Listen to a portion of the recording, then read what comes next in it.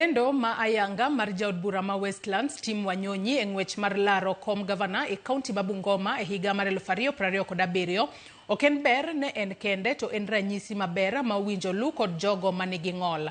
Henry Opilo jadak e gweng'a ma Musikomo e kar chung' od bura ma Kandui wacho ni jogo manigi ng'ol ok osebedo ka chimore kod siasa achiel kachiel to kopogore kod chiwo atamalo 5 mag telo ne jogo manigi ng'ol sani gin kod teko mar piem kod joma moko bende. Opilo wacho ni chung' mar Wanyonyi en ranyisi makare e kaunti ma Bungoma kendo donjo mare e siasa ma Bungoma biro duoko piny tulo mosebedo ka neno e kaunti no. Interesting for us, for people who live with disability, because of the candidature of one Tim Wanyonyi. Here is not a question of party, it's not a question of tribal affiliation, it's not a question of family, whether he is a brother or not a brother to our speaker, Moses Wetangula. Those are immaterial considerations.